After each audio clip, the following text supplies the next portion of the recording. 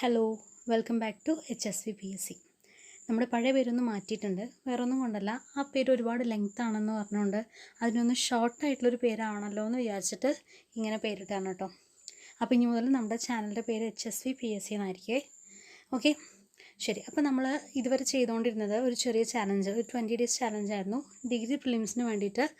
അതായത് just cut off കിടക്കുന്നതിന് വേണ്ടിയിട്ട് നമ്മൾ ഏതൊക്കെ ടോപ്പിക്സാണ് മെയിനായിട്ട് ഫോക്കസ് ചെയ്യേണ്ടതെന്നുള്ളതിനെ കുറിച്ചൊക്കെ ഉള്ളൊരു ചെറിയ ചാലഞ്ചായിരുന്നു നമ്മൾ ചെയ്തിട്ടുണ്ടായിരുന്നത്. സക്സസ്ഫുള്ളി 20 days നമ്മൾ കംപ്ലീറ്റ് ചെയ്തു. അതിൻ്റെ ടോപ്പിക്സും ടെസ്റ്റ് പേപ്പറൊക്കെ ആയിട്ട് അത് കംപ്ലീറ്റ് ചെയ്തിട്ടുണ്ടായിരുന്നു. അത് കാണാത്ത ആൾക്കാരുണ്ടെന്നുണ്ടെങ്കിൽ ഒന്ന് ജസ്റ്റ് കയറിയിട്ട് ആ ചാലഞ്ച് ഒന്ന് കംപ്ലീറ്റ് ചെയ്യാൻ ശ്രമിക്കുക കേട്ടോ. നമ്മളെ കൊണ്ടാവുന്ന രീതിയിലൊന്ന് ചാലഞ്ച് കംപ്ലീറ്റ് ചെയ്ത് കഴിഞ്ഞാൽ തീർച്ചയായിട്ടും ഡിഗ്രി പ്രിലിംസിൻ്റെ കട്ട് ഓഫ് ഉറപ്പായിട്ടും കിടക്കും. ഷുവർ. കാരണം ഡിഗ്രി പ്രിലിംസിൽ നമ്മൾ സെലക്റ്റീവായിട്ട് ഏതൊക്കെ ടോപ്പിക്സ് നോക്കണം, ആ ടോപ്പിക്സ് എങ്ങനെ നോക്കണം എന്നുള്ളതിനെ കുറിച്ചിട്ടൊക്കെയായിരുന്നു ആ ഒരു ചാലഞ്ച് ഉണ്ടായിരുന്നത്. അപ്പോൾ അത് നിങ്ങൾക്ക് എന്തായാലും യൂസ്ഫുൾ ആയിരിക്കും. അപ്പോൾ ആ ചാലഞ്ച് കംപ്ലീറ്റ് ചെയ്തതിന് ശേഷം ഈ ചാലഞ്ച് വരുന്നതായിരിക്കും കുറച്ചുകൂടി നല്ലത് കേട്ടോ. ഇനി സ്റ്റേജ് 2 ചാലഞ്ച് എടുക്കുന്ന സമയത്ത് നമ്മൾ സ്റ്റേജ് 1 ഏതൊക്കെ ടോപ്പിക്സാണോ സ്കിപ്പ് ചെയ്ത് ആ സ്കിപ്പ് ചെയ്തിട്ടുള്ള ടോപ്പിക്സൊക്കെ ഇൻക്ലൂഡ് ചെയ്തിട്ട് ആ സ്കിപ്പ് ചെയ്ത ടോപ്പിക്സ് മാത്രമേ ഈ പറയുന്ന സ്റ്റേജ് 2 ഉണ്ടാവുള്ളൂ. അപ്പോൾ സ്റ്റേജ് 1 നമ്മൾ മെയിനായിട്ട് ഫോക്കസ് ചെയ്യേണ്ടത് കട്ട് ഓഫ് കിടക്കാനും സ്റ്റേജ് 2 ആ കട്ട് ഓഫിനേക്കാളും കുറച്ച് ഉയർന്ന മാർക്കിലേക്ക് എത്താൻ വേണ്ടിയിട്ടാണ് നമ്മൾ മെയിനായിട്ട് ഫോക്കസ് ചെയ്യണം. പിന്നെ വേറൊരു കാര്യം മുന്നേ കൂട്ടി തന്നെ പറയാം, ഈ സ്റ്റേജ് 2 എന്ന് പറയുന്നത് കുറച്ച് ഹാർഡ് തന്നെയാണ് കേട്ടോ. നമ്മളെ കൊണ്ടാവില്ല എന്തായാലും അത്രയും പോർഷൻസൊക്കെ കംപ്ലീറ്റ് ചെയ്യാൻ വേണ്ടിയിട്ട്. റാങ്ക് ഫയലും വെച്ചിട്ട് ആ ടോപ്പിക്സ് നമുക്ക് ഒരിക്കലും കംപ്ലീറ്റ് ചെയ്യാൻ പറ്റില്ല. അപ്പോൾ ഞാൻ മെയിനായിട്ട് നിങ്ങളോട് പറയാനായിട്ട് ഉദ്ദേശിക്കുന്നത്, ഈ സ്റ്റേജ് 2 മെയിനായിട്ട് നമ്മുടെ ക്വസ്റ്റ്യൻ പേപ്പേഴ്സ്, അതായത് കുറേ MCQs ഒക്കെ നമ്മുടെ യൂട്യൂബിൽ ധാരാളം നിങ്ങൾ കാണുന്നതല്ലേ, ആ പറയുന്ന MCQs ഒക്കെ വെച്ചിട്ട് ചെയ്യാനായിട്ട് ശ്രമിക്കുക. MCQs മാത്രം നിങ്ങളിതിലേക്ക് പഠിച്ചാൽ മതി. ഓരോ ദിവസവും തരുന്ന ടോപ്പിക്കുകളിനെ നമ്മൾ എടുത്തിട്ട് ആ ടോപ്പിക്ക് ബേസ് ചെയ്തിട്ടുള്ള MCQs പഠിക്കുക. അത് മാത്രം ചെയ്താൽ മതി കേട്ടോ. ഇതൊരു 10 days ചാലഞ്ചാണ്. അപ്പോൾ ഈ 10 days കൊണ്ട് നമുക്ക് അത്രയ്ക്കേ തീർക്കാൻ പറ്റുള്ളൂ. പിന്നെ എന്തായാലും എക്സാമിൻ്റെ ഡേറ്റ് ഇനിയും എക്സ്റ്റെൻഡ് ആവുമെന്ന് പറയണം. ഓഗസ്റ്റിലൊക്കെ വരാനാണ് ചാൻസ്. കാരണം ജൂലൈയിൽ അഡീഷണൽ കലണ്ടർ വന്നതിൽ നമ്മുടെ ഡിഗ്രി പ്രിലിംസിൻ്റെ ഇല്ല, പേരില്ലാത്തതുകൊണ്ട് നമുക്ക് ഉറപ്പിക്കാൻ എന്തായാലും ജൂലൈയിൽ ഉണ്ടാവില്ല. അപ്പോൾ വീണ്ടും നമുക്ക് ഒരു മാസം കൂടെ എക്സ്ട്രാ കിട്ടുകയല്ലേ ചെയ്തത്. അപ്പോൾ എന്തായാലും 10 ദിവസം കൊണ്ട് ഈ ചാലഞ്ച് കംപ്ലീറ്റ് ചെയ്തില്ലെങ്കിലും അത് നിങ്ങളെ കൊണ്ട് ആവുന്നത്രയും സമയം എടുത്തുകൊണ്ട് കംപ്ലീറ്റ് ചെയ്യാൻ വേണ്ടി ശ്രമിക്കുക. കഴിഞ്ഞ തവണ നമ്മൾ കുറേ പ്രീവിയസ് ഇയർ ക്വസ്റ്റ്യൻ പേപ്പേഴ്സൊക്കെ വർക്കൗട്ട് ചെയ്തിട്ടുണ്ടായിരുന്നു. ഇത്തവണ അതില്ല കേട്ടോ. ജസ്റ്റ് ടോപ്പിക്സ് മാത്രമേ തരുന്നുള്ളൂ, വേറെ ഒന്നും കൊണ്ടല്ല. ടോപ്പിക്സ് തന്നെ ഒരുപാടുണ്ട്. അപ്പോൾ ഞാൻ അതിനിടയിൽ കൂടെ അതും കൂടെ തന്നു കഴിഞ്ഞാൽ ശരിയാവില്ലല്ലോ. ഈ ഒരു സ്റ്റേജ് 2 കൂടെ കഴിയട്ടെ. സ്റ്റേജ് 3 ആകുമ്പോഴത്തേക്കും നമ്മൾ കുറച്ചുകൂടെ ഒന്ന് ഇമ്പ്രൂവ്മെൻറ്റോടുകൂടി നിൽക്കും കേട്ടോ. അത് ഉറപ്പാണ്. അപ്പോൾ ഈ 10 ദിവസം നിങ്ങളെ കൊണ്ടാവുന്ന രീതിയിൽ അത് ചെയ്യാൻ വേണ്ടി ശ്രമിക്കുക കേട്ടോ. അപ്പോൾ നമുക്ക് സ്റ്റേജ് 2 നമ്മൾ എന്താ ഉദ്ദേശിക്കുന്ന കാര്യങ്ങൾ പറയാം. നമ്മൾ കഴിഞ്ഞ സ്റ്റേജ് 1 കംപ്ലീറ്റ് ചെയ്തിട്ടുള്ള ടോപ്പിക്സ് ഇതൊക്കെയായിരുന്നു: maths, reasoning, computer, constitution, English, Malayalam, economics, civics. ഇത്രയും പോർഷൻസ് നമ്മൾ അന്നവിടെ കംപ്ലീറ്റ് ചെയ്തിട്ടുണ്ട്. ഇതിൽ കൂടാതെ തന്നെ ഒരു ടോപ്പിക് കൂടെ നമ്മൾ കംപ്ലീറ്റ് ചെയ്തിട്ടുണ്ട്. ആർട്സ്, സ്പോർട്സ്, ലിറ്ററേച്ചർ എന്നുള്ളൊരു സെക്ഷനിൽ നമ്മൾ ലിറ്ററേച്ചർ എന്നുള്ള സെക്ഷൻ മലയാളത്തിൻ്റെ കൂടെ നമ്മൾ ഓൾറെഡി തന്നിട്ടുണ്ട്. അപ്പോൾ അതുകൊണ്ട് ആ ഒരു സെക്ഷൻ കൂടെ നമ്മൾ ഇവിടെ കംപ്ലീറ്റ് ചെയ്തിട്ടുണ്ട് കേട്ടോ. ഇത് കുറച്ചുകൂടി ഈസി ആയിട്ടുള്ളൊരു ടൈം ടേബിൾ ആയിരുന്നു ഉണ്ടായിരുന്നത്. കാരണം 20 ദിവസമുണ്ട്. ഈ ഓരോന്നിനും ഓരോ ദിവസത്തിൽ ചെറിയ ചെറിയ ടോപ്പിക്കൊക്കെ തന്നിട്ടുണ്ടായിരുന്നു. പക്ഷേ ഇനി നമ്മൾ 10 ദിവസം കൊണ്ട് ഇനിയുള്ള സബ്ജക്റ്റുകൾ പറയുന്നത് കുറച്ച് വാസ്റ്റ് ആയിട്ടുള്ള സബ്ജക്റ്റാണ്. അപ്പോൾ 10 ദിവസം കൊണ്ട് നമുക്ക് എന്തായാലും ഒരു ദിവസം ഒരു ടോപ്പിക് വെച്ചൊന്നും എടുത്തു കഴിഞ്ഞാലൊന്നും തീരില്ല. അപ്പോൾ അതുകൊണ്ട് അത്യാവശ്യം ഹെവി ആയിട്ട് തന്നെയാണ് ഇത്തവണ ടോപ്പിക്സ് തന്നത്. അതുകൊണ്ടാണ് റാങ്ക് ഫയൽ നിങ്ങൾ ഫോക്കസ് ചെയ്യുന്നതിന് പകരം MCQs നോക്കാനായിട്ട് പറയുന്നത്. ഞാൻ ഒന്നുകൂടെ ഓർമ്മിപ്പിക്കുന്നു, ഉറപ്പായിട്ടും നിങ്ങൾക്കൊരിക്കലും 10 ദിവസം കൊണ്ട് ഇത് തീരില്ല. അപ്പോൾ നമ്മൾ റാങ്ക് ഫയൽ നോക്കുകയാണെന്നുണ്ടെങ്കിൽ, പക്ഷേ ടോപ്പിക്സ് വെച്ചിട്ട് നമ്മളതിൻ്റെ MCQs നോക്കുകയാണെന്നുണ്ടെങ്കിൽ അത്യാവശ്യം തീരുന്ന സെക്ഷൻ തന്നെയാണ് തരുന്നത് കേട്ടോ. നമ്മൾ മുൻകാല രീതിയിൽ ഉണ്ടായിരുന്നത് പോലെ തന്നെയാണ്. കറണ്ട് അഫെയർ ഒക്കെ അന്ന് ഇപ്പോഴത്തെ പോലെ LDസിൻ്റെ മെയിൻസിന് 20 മാർക്കുള്ളത് പോലെയൊന്നും അല്ല അന്ന്. അപ്പോൾ 10 മാർക്കിനൊക്കെ ഉണ്ടാവാനുള്ള, മാക്സിമം 10 മാർക്ക് ഉണ്ടാവാനൊക്കെ സാധ്യതയുള്ളൂ എന്നുള്ളൊരു ഉദ്ദേശത്തിൽ തന്നെയാണ് നമ്മൾ പോകുന്നത്. അതായത് മുൻവർഷത്തിൽ എങ്ങനെയൊക്കെയായിരുന്നു ഡിഗ്രി ലെവൽ എക്സാംസിന് മാർക്ക് ഡിസ്ട്രിബ്യൂഷൻ ഉണ്ടായിരുന്നത്, അപ്പോൾ അതിനനുസരിച്ചിട്ടാണ് നമ്മൾ ഈ സ്റ്റേജ് 1 സ്റ്റേജ് 2 എന്നുള്ള രീതിയിലേക്ക് വന്നത്. ഇതിപ്പോൾ നേരത്തെ നമ്മൾ LDസിൻ്റെ പോലെയാണ് എന്നുണ്ടെങ്കിൽ ശരിക്കും പറഞ്ഞാൽ കറണ്ട് അഫെയർ ഒക്കെ നമ്മൾ സ്റ്റേജ് 1 തന്നെ ഇൻക്ലൂഡ് ചെയ്യുമായിരുന്നു. അപ്പോൾ എന്തായാലും ഡിഗ്രി പ്രിലിംസ് നമുക്ക് അത്രേ വരുള്ളൂ എന്ന് നമുക്ക് പ്രതീക്ഷിക്കാം. കാരണം മാത്സിനൊക്കെ ഒരു 20 മാർക്കൊക്കെ ഉണ്ടാവാൻ സാധ്യതയുണ്ട്.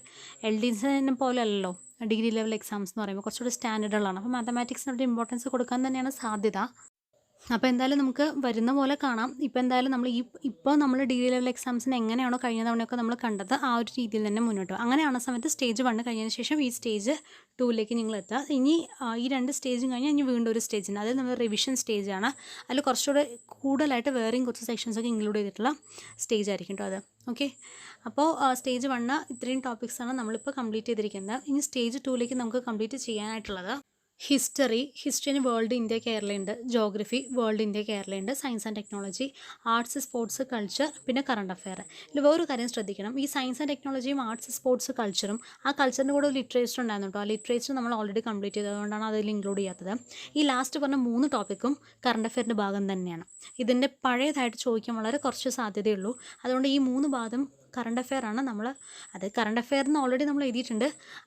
അതായത് ഞാൻ ഉദ്ദേശിച്ചത് സയൻസ് ആൻഡ് ടെക്നോളജിയും ആർട്സ് സ്പോർട്സ് കൾച്ചർ എന്നുള്ള ഏരിയ എന്ന് പറയുന്നത് മെയിനായിട്ട് കറണ്ട് അഫെയറിൽ ചോദിക്കുന്ന ഏരിയയാണ്. അപ്പോൾ അതുകൊണ്ട് ശരിക്കും പറഞ്ഞാൽ ആ 3 ഭാഗം കൂടെ നമ്മൾ എന്തായിട്ട് എടുക്കാം, കറണ്ട് അഫെയർ ആയിട്ട് എടുക്കാം കേട്ടോ. അപ്പോൾ അത് മെയിനായിട്ട് അവിടെ നമ്മൾ ഫോക്കസ് ചെയ്യേണ്ടത് കറണ്ട് അഫെയറിൽ ഉള്ള സയൻസ് ആൻഡ് ടെക്നോളജിയും കറണ്ട് അഫെയറിലുള്ള ആർട്സ് സ്പോർട്സ് കൾച്ചറൊക്കെ തന്നെയാണ്. ഓക്കെ, പിന്നെ ഹിസ്റ്ററിയിൽ നമ്മൾ വേൾഡ് ഇന്ത്യ കേരള പറഞ്ഞിട്ടുണ്ട്. അതൊക്കെ വളരെ വാസ്റ്റായിട്ടുള്ള ഏരിയയാണ്. അതൊന്നും നമുക്ക് ഒരിക്കലും റാങ്ക് ഫയൽ വെച്ച് പോയാൽ അത് തീരില്ല. അപ്പോൾ അതുകൊണ്ട് അത് കിട്ടി പോയാൽ പോയി എന്നുള്ള രീതിയിൽ MCQ വെച്ചിട്ട് തന്നെ പഠിക്കുന്ന MCQ വൃത്തിയായിട്ട് ഓർത്തെടുക്കുക കേട്ടോ. ഞാൻ ഒന്നുകൂടെ ഓർമ്മിപ്പിക്കുകയാണ്, തീർച്ചയായിട്ടും ഹെവിയാണ്. നമ്മുടെ ഈ ടോപ്പിക്സൊക്കെ ഞാൻ കണ്ടു കഴിഞ്ഞാൽ തന്നെ നിങ്ങൾ ചിലപ്പോൾ അയ്യോ ഇതൊന്നും എന്നെ കൊണ്ട് പറ്റില്ല കാരണം ഇട്ടേച്ച് പോകും. പക്ഷേ അങ്ങനെ ഇട്ടേച്ച് പോകരുത്. ദയവ് ചെയ്ത് റാങ്ക് ഫയലിന് മുന്നിൽ വന്നിട്ടുണ്ടെങ്കിൽ നമുക്കത് എത്തില്ല. അപ്പോൾ അതുകൊണ്ട് കുറേയൊക്കെ ബൈ ഹാർട്ട് ചെയ്യാൻ ഇവിടെ നിവർത്തിയുള്ളൂ കേട്ടോ. അതെല്ലാം നിങ്ങൾക്ക് ഹിസ്റ്ററിയും ജോഗ്രഫിയും കുറച്ച് പ്രീവിയസ് ഇയർ ക്വസ്റ്റ്യൻസ് ഒക്കെ നോക്കിയിട്ട് കറണ്ട് അഫെയറിന് കുറച്ച് ഇമ്പോർട്ടൻസ് കൊടുക്കുക. കാരണം ചിലപ്പോൾ എങ്ങനെ ഒരു 15 മാർക്കിനൊക്കെ ചോദിച്ചു കഴിഞ്ഞാൽ പണിയാവും. അപ്പോൾ അതുകൊണ്ട് കറണ്ട് അഫെയർ വിട്ടുകളയരുത്. ഹിസ്റ്ററിയും ജോഗ്രഫിയൊക്കെ ഒരു വലിയ മാർക്ക് നമുക്ക് ചോദിക്കാനുള്ള സാധ്യത കുറവാണ് ഡിഗ്രി പ്രിലിംസിന്. അതുകൊണ്ട് തന്നെ പ്രീവിയസ് ഇയർ ക്വസ്റ്റ്യൻസ് നോക്കാം. ഈ ഹിസ്റ്ററിയിൽ ജോഗ്രഫിയിലും പ്രീവിയസ് ഇയർ ക്വസ്റ്റ്യൻസ് മാത്രം നോക്കിക്കഴിഞ്ഞാൽ തന്നെ നമുക്ക് അത്യാവശ്യം വേണ്ടതൊക്കെ തട്ടിമുട്ടി പോകാനാവും. പിന്നെ നമ്മൾ പറഞ്ഞു ഓൾറെഡി പ്രിലിംസ് നിങ്ങൾ കട്ട് ഓഫ് എടുക്കും. ആദ്യത്തെ സ്റ്റേജ് 1 സക്സസ്ഫുള്ളി നല്ല രീതിയിൽ നിങ്ങൾ കംപ്ലീറ്റ് ചെയ്ത് കഴിഞ്ഞാൽ തന്നെ നിങ്ങൾ തീർച്ചയാണ് ഡിഗ്രി പ്രിലിംസ് കട്ട് ഓഫ് കിടക്കും. അത് ഉറപ്പാണ്. അതിനേക്കാൾ ഒരുപടി മുന്നിലേക്ക് വരാൻ വേണ്ടിയിട്ടാണ് ഈ സെക്ഷൻസ് ഒക്കെ പറയുന്നത്. പിന്നെ ഇത് പഠിച്ചാലുള്ള വേറൊരു ഗുണം എന്താണെന്ന് വെച്ച് കഴിഞ്ഞാൽ LDC മെയിൻസിൻ്റെ സിലബസ് നിങ്ങൾ കണ്ടല്ലോ, ഈ ഡിഗ്രി പ്രിലിംസ് അതിൻ്റെ അതേ കോപ്പി പേസ്റ്റാണ് അതിൻ്റെ സിലബസ് അല്ലേ, നിങ്ങൾ കണ്ടതല്ലേ. അപ്പോൾ അതിൽ കുറച്ചൊക്കെ അങ്ങോട്ടും ഇങ്ങോട്ടും വ്യത്യാസമുള്ളൂ. അത് വളരെ കുറച്ച് അങ്ങോട്ടും ഇങ്ങോട്ടും വ്യത്യാസമുള്ളൂ. ചില ടോപ്പിക്സൊക്കെ എടുത്തിട്ട് വേറൊരു ഹെഡിങ് ആക്കി കൊടുത്തിട്ടുണ്ടെന്നേ ഉള്ളൂ. എല്ലാം ഒരു 95% എന്താണ് ഈ ഡിഗ്രി പ്രിലിംസിൻ്റെ അതേ തന്നെയാണ്. അപ്പോൾ ഇത് നിങ്ങൾ വൃത്തിയായി പഠിച്ചു കഴിഞ്ഞാൽ LDC മെയിൻസ് പ്രിപ്പയർ ചെയ്യുന്ന ആൾക്കാർക്കും അത് യൂസ്ഫുൾ തന്നെയാണ്. ഓക്കെ, അപ്പോൾ അതുകൊണ്ട് നിങ്ങൾ എന്തായാലും നമുക്ക് പഠിക്കണം. ഇതൊക്കെ തന്നെയാണ് എല്ലാത്തിനുള്ള സിലബസ്. അപ്പോൾ ഉള്ളത് അങ്ങ് വൃത്തിയായിട്ട് പഠിക്കുക. ഈ 10 ദിവസം കഴിഞ്ഞ് പിന്നെയും നമുക്ക് സമയമുണ്ട്, ഒരു മാസം എക്സ്ട്രാ കിടക്കുന്നുണ്ട്. അതിലൊക്കെ നമുക്ക് റിവിഷൻ ചെയ്യാം. ഓക്കെ, അപ്പോൾ നമ്മൾ നാളെ മുതലാണ് സ്റ്റേജ് 2 ചെയ്യാനായിട്ട് വിചാരിക്കുന്നത്. അപ്പോൾ ഫസ്റ്റ് സിലബസിലെ ടോപ്പിക്സൊക്കെ വെച്ചിട്ട് തന്നെ നമ്മൾ ഓരോ ദിവസം ഈ ഓരോ സെക്ഷൻ നമ്മൾ ഇൻക്ലൂഡ് ചെയ്തിട്ടാണ് നമ്മൾ ടൈം ടേബിൾ സെറ്റ് ചെയ്തിരിക്കുന്നത്. എന്തായാലും കുറച്ച് വലിയ കാര്യങ്ങളൊക്കെ തന്നെയാണ്.